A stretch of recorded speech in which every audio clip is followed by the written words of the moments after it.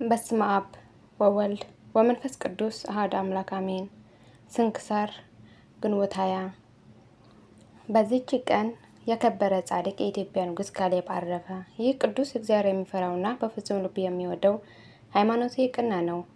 በናግራን ሀገር ያሉ ክርስቲያኖች አይሁድ እንደሚገድላቸው በሰማ ጊዜ እጅግ አዘነ፣ መንፈሳዊ ቅናትም ቀና። ከዚህም በኋላ ተነሳ፣ ወደ ቤተ ክርስቲያን ገብቶ በመሠዊያው ፊት ቆመ።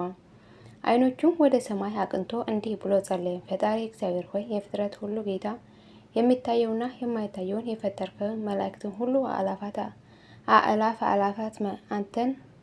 አእላፈ አላፋት አንተን የሚያመሰግኑ ለአንተም የሚገዙ ዓይኖቻቸውም ብዙ የሆኑ ኪሩቤል፣ ክንፎቻቸው 6 የሆኑ ሱራፌል፣ ድምፅህ ጽኑ፣ ክቡር፣ ልዩ፣ ፍጹም፣ አሸናፊ እግዚአብሔር በቅዱሳን የሚመሰገን እያሉ ያለመቋረጥ የሚያመሰግኑ ብርሃንን እንደ ልብስ የሚጎናጸፉ የክብር ባለቤት ለሆነ ለጌታችን ኢየሱስ ክርስቶስ አባቱ እግዚአብሔር ሆይ፣ የአማልክት አምላክ የጌቶች ጌታ፣ የጠፉ በጎች ይመልሳቸው ዘንድ ልጅህን ይኸውም ቃልህ ነው በፈቃድህ የላከው አንተ ነህ።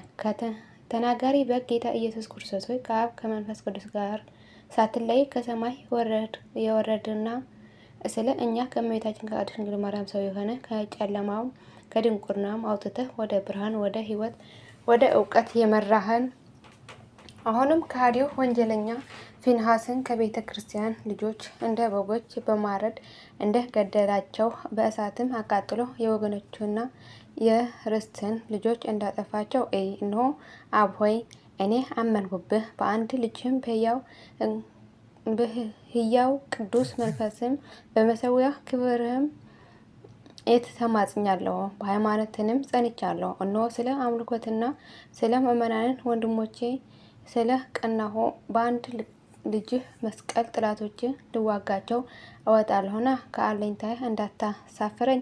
የማውቅህም አምላካችን ወዴት ነው እንዳይሉ የማያውቁህም አንተን የማያውቅን አምላካችን ወዴት ነው እንዳይሉ ስለ በደሌና ስለ ኃጢአቴ ጸሎቴ የማትሰማ ልመናዬም የንቀህ የምትተወው ከሆነ በዚህ ቦታ ብትገድለኝ ይሻለኛል። አቤቱ መሐሪ፣ ይቅር ባይ፣ ርኅሩህ፣ ርስትህ የሆኑ ምእመናን በካዲያን ጠላቶች እጅ አሳልፈ አትስጥ። እኛ ወገኖች የርስትህ መንጋዎች ስለሆንን ለአንተንም ምስጋና እናቀርባለን። ምስጋና ገንዘብህ ነውና ለዘላለሙ አሜን። ከዚህም በኋላ ንጉሥ ካሌብ ከሀገረ መንግስት ወጥቶ ሄደ። የናግራን ሀገር ያጠፏት አይሁድን ገደላቸው። ብዙ ታምራትም አድርጎ ስለ አደረገለት ሁሉ እግዚአብሔርን እያመሰገነ ወደ ሀገረ መንግስቱ በታላቅ ክብር በታላቅም ደስታ ተመለሰ። ለእግዚአብሔርም ምን ዋጋ እከፍለዋለሁ? ለጌትነቱና ፍጹም ለሆነ ገናነቱ መባ አድርጌ ነፍሴና ስጋዬን ከማቀርብለት በቀር አለን? ከዚህም በኋላ ይህ ዓለም ንቆ መንግስቱንም ትቶ ወጣ። ደጋጎች መነኮሳት ወደሚኖርበት ወደ አባ ጰንጤሌዎን በተራራ ላይ ወደ አለ ገዳም እስከ ደረሰ በእግሩ ሄደ። ወደ ዋሻ ውስጥንም ገብቶ ሰውንም እንዳያየው የዋሻውን በር ዘግቶ በዚያ ውስጥ ኖረ። ከዚያችም ወጥቶ ዳግመኛ ዓለምን እንዳያይ ማለ። ከእርሱ ጋራም ያገባው ዕቃ የለም። ከምንጣፍ ከሸክላ ጸዋ ከለበሳት የምንኩስና ልብስ በቀር ምግቡንም አምባሻና ጨው የሚጠጣውንም ውሃ ነው። የክብር ባለቤት ከሆነ ከእግዚአብሔር ቃል መቃብር መስኮት ላይ ይሰቅልለት ዘንድ የኢየሩሳሌም ኤጲስቆጶስ አባ ዮሐንስ እየለመነው ዋጋውን ብዙ የሆነ የነገሰበትን ዘውድ ላከ። ወደ ዋሻውንም ከገባ በኋላ ከማንም ጋር አልተነጋገረም። እግዚአብሔርም ደስ አሰኝቶ በፍቅር አንድነት አረፈ። ለእግዚአብሔር ምስጋና ይሁን፣ እኛንም በዚህ ጸሎት ጻድቅ ይማረን፣ በረከትን ከእኛ ጋር ትኖር ለዘላለሙ አሜን። ዳግመኛ በዚች ቀን የሀገር ቶና የከበረ አባ አሞኒዮስ አረፈ። ይህ ቅዱስ ጎልማሳ ሆኖ ሳለ አባ አንጦስ ወደ ምንኩስናና ሲጠራው ራእይ አየ። በነቃም ጊዜ ተነስቶ ወዲያውኑ ወደ አባ ኤስድሮስ ሂዶ ከእርሱም አስኬማን ለብሶ እያገለገለው በእርሱ ዘንድ ኖረ። ከዚህም በኋላ ወደ ደብረ ቶና ተመልሶ ለራሱ በዓትን ሰራ። በታላቅ ገድልም ተጠምዶ በቀንም በሌሊትም ተጋደለ። ሰይጣንም በእርሱ ላይ ቀንቶ በሴት መነኮሲት አምሳል ወደ እርሱ መጣ። የባቱ ደጃፍ በአንኳኳ ጊዜ ከፈተለትና ገባ። ቅዱስም ተነስቶ እንጸልይ አለው። ያን ጊዜ ተንኮሉን ገልጦ መልአኩም እንደ እሳት ለቦት ሆነ መልኩም እንደ እሳት ላቦት ሆነ። ቅዱስም እኔ ታላቅ ጦርነት አመጣብሃለሁ አለው። ከዚህም በኋላ መልክዋ ውብ ወደ ሆነ ወደ አንዲት ወጣት ሴት ሰይጣን ሄዶ አነሳሳት። ቅዱስ አመኒዮስ ከእርሷ ጋር በኃጢአት ልትጥለው ቀጭን ልብሶችን ለብሳ ወደ እርሱ በምሽት ጊዜ ደረሰች። እንዲህም እያለች ደጃፉን አንኳኳት። እኔ መጻተኛ ሴት ነኝ። መንገድንም ስቼ በምሽት ጊዜ ከዚህ ደረስኩ።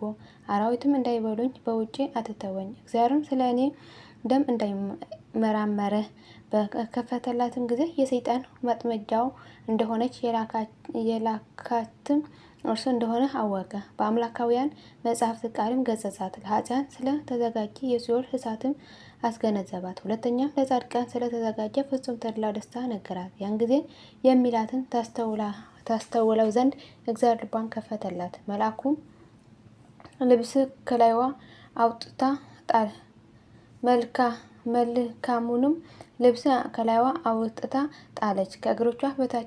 ከእግሮቹ በታችም ሰገደች። ነፍሷንም ያድን ዘንድ በማልቀስ ለመነችው። የጠጉር ልብስንም አለበሳት። ራሷንም ተላጭታ በገደል ሁሉ በብዙ ትሩፋትም ተጠመደች። በቀንም በሌሊትም 12 ጊዜ የምትጸልይ ሆናለችና በየ2 በየ3 ቀንም ትጾማለች። ሰይጣንም ባፈረ ጊዜ በመነኮሴው ተመስሎ በእያንዳንዱ ገዳም ሁሉ በመግባት እያለቀሰና እያዘነ እንዲህ እያለ አላቸው። በአባ አምኒዮስ ቤት ሴት አለችና እርሱ ከታላቅ ገድል በኋላ የአንዲቱ ሴት ፍቅር ወደዋልና እርሷም በእርሱ ዘንድ በበዓቱ ውስጥ ትኖራለች። እነሆ መነኮሳቱን አሳፈራቸው፣ አስኬማውንም አጎሳቆላ። የመላእክት አምሳል የሆነ የጻድቁ አባ አቡሎ ያን ጊዜ ተነሳ። አባ ዮሴፍና አባ ቦሂም ከእርሱ ጋር ወሰዳቸው። ወደ ቅዱስ አሞኒዮስ ገዳም ደብረ ቶና በደረሱ ደጃፍን ባንኳኩ ጊዜ ያቺ ሴት ወደ እሳቸው ወጣች። በእርሳቸውም ያ መነኮሴ የነገረው እውነት ነው ተባባሉ። የከበረ አሞኒዮስም ሳድዥ ብሎ ስም አውጥቶላታል። ይህንም የዋሂት ማለት ነው። ገብተውም ጸሎት አድርገው የእግዚአብሔርን ገናነት እየተነጋገሩ እስከ ምሽት ተቀመጡ።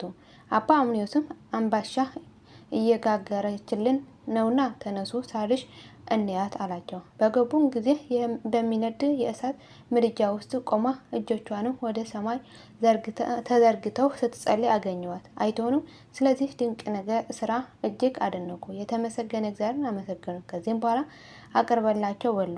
በዚያች ሌሊት መልአክ ስለ አባ አምኒዮስ ስለ ሳድሽ ገድላቸውን ለአባ አቡሎ ነገረው።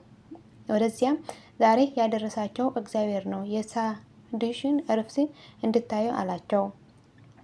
3 ሰዓትም በሆነ ጊዜ የሚያስጨንቅ የሆድ ዝማ ታመመች። በእግዚአብሔር ፊት እንዲት ስግደትን ሰገደችና በዚያው ነፍሷ ሰጠች። መልካም አገናነዝም ገንዘው ቀበሯት። አባ አምኒዮስም ትሩፋቷን ሊነግራቸው ጀመረ። እርሷ በእርሱ ዘንድ 18 ዓመት ስትኖር ከቶ ፊቷ ቀና እንዳላደረገች እርሱንም ደግሞ ፊቷ እንዳላያት ምግባቸውንም አምባሻና ጨው እንደሆነ ከጥቂት ቀን በኋላም አባ አምኒዮስ በሰላም አረፈ። ለእግዚአብሔር ምስጋና ይሁን። እኛንም በቅዱሳኑ ጸሎት ይማረን፣ በረከታቸውን ከኛ ጋር ትኖር ለዘላለሙ አሜን።